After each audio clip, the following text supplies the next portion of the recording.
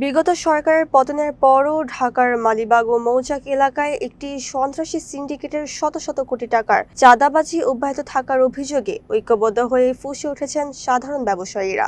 ব্যবসায়ীদের অভিযোগ, মোতাহার মানিক চঞ্চল এবং রেজাউল ইসলাম ভুঁইয়ার নেতৃত্বাধীন এই syndicate Fortune market, Fortune shopping mall, Fortune foundation এবং অ্যাপার্টমেন্ট মালিক সমিতির নামে চাঁদাবাজি ও সন্ত্রাসী কার্যক্রম চালিয়ে যাচ্ছে।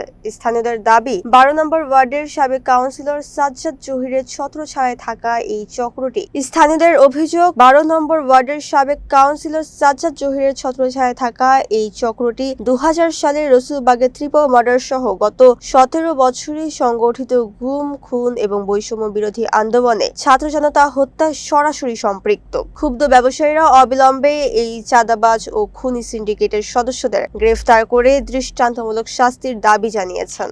এই গোসাইবাড়িটা ছিল একটা মন্দির।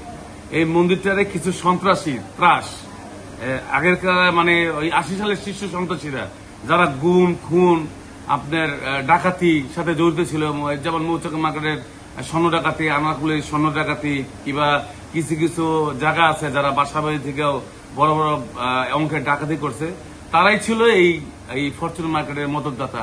তারাই এই বিগত এই 20 বছর 25 বছর ধরে তারা এই কাজগুলোই করে এই ফরচুন মার্কেটটা দখল করে নিয়েছে। এটা সম্পূর্ণ আওয়ামী লীগের মানে মানে আওয়ামী লীগের বড় বড় সন্ত্রাসী এবং বড় বড় নেতা এই ফরচুনের সাথে জড়িত। এগুলো তো আমাদের মূলত এগুলো আমাদের কাজ না, যেহেতু আইন শৃঙ্খলা বাহিনী আছে। 111-এর সময় সেনাবাহিনী এই কিছু বড় বড় সন্ত্রাসী আছে, তাদের ভয়তে তারা মানে পালিয়েছিল দীর্ঘদিন যাবত।